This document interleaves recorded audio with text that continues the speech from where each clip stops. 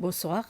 Le ministre des Affaires étrangères et du Tourisme, Sylvestre Radegonde, et l'ambassadeur de l'Union européenne aux Seychelles, Oscar Benedict, ont signé un nouvel accord bilatéral cet après-midi. Cet accord octroie aux Seychelles un don d'une valeur de 2 millions d'euros pour soutien aux projets, notamment relatifs aux effets du changement climatique et à l'environnement. L'Union européenne et les Seychelles œuvreront ensemble à l'identification de ces projets et à leur mise en application. S'adressant à la presse, le ministre Radegonde a fait ressortir la grandissante difficulté d'obtenir de pareils dons en raison du haut PIB par habitant des Seychelles. Le Fonds européen de développement a aussi financé 2 nouveaux équipements d'essai pour le Bureau des normes des Seychelles. Il s'agit d'une jauge de densité d'humidité nucléaire et un chromatographe ionique. Le chromatographe ionique est utilisé pour tester les anions dans l'eau. Le jauge de densité d'humidité nucléaire, quant à elle, est un équipement d'essai qui offre des moyens rapides et précis pour déterminer la densité et la teneur en humidité des sols, de l'asphalte et d'autres matériaux de construction. Le chromatographe ionique coûte un peu plus d'1 million de roupies et la jauge de densité d'humidité nucléaire un peu plus de 2 millions.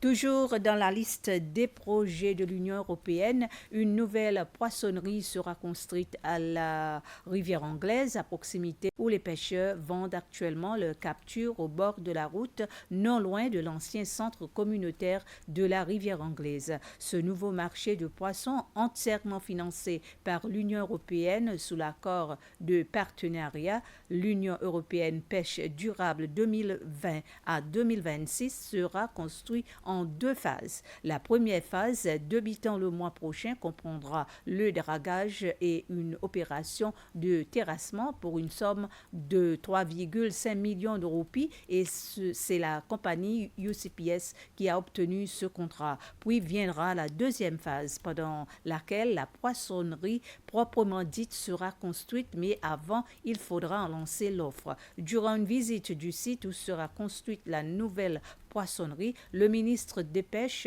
Jean-François Ferrari, a déclaré que ce nouveau marché sera équipé de diverses installations modernes.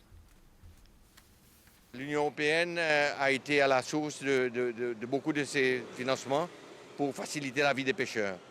Et nous allons encore une fois donc construire un espace de mouillage, un marché moderne, des facilités pour garder l'équipement des pêcheurs.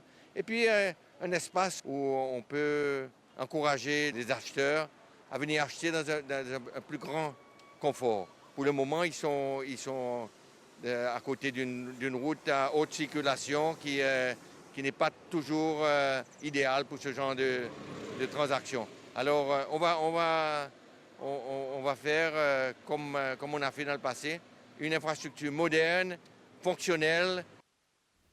L'Agence de l'infrastructure et le département de l'industrie se sont engagés avec la compagnie UCPS pour la mise en place d'un dispositif de vente de matériaux de construction plus équitable et ouvert à tous ceux qui auront besoin de matériaux de construction. C'était une des réponses du ministre désigné Jean-François Ferrari qui représentait la ministre de l'Industrie à l'Assemblée nationale. La réponse portait sur la situation des matériaux de construction dans le pays. Le dirigeant de l'opposition à l'Assemblée nationale, Sébastien Pillet, voulait connaître les dispositions prises par le gouvernement pour résoudre la grave pénurie des matériaux de construction à la suite de l'explosion de la CCCL. Le ministre Ferrari a expliqué que l'explosion de la CCCL, survenue le 7 décembre, a réduit la production de 50%, précisant qu'il n'y avait pas de pénurie